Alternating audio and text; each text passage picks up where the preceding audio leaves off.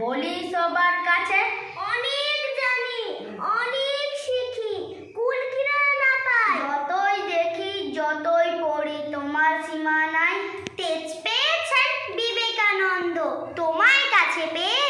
রবীন্দ্রনাথ বিশ্বকবি, সেও তোমায় নিয়ে। শরতের অমর কথা ব্যথা ভুলিয়ে দেয়। বঙ্কিমের বন্দে মাতরম কত বলি হলো তোমার পায়। জন্মে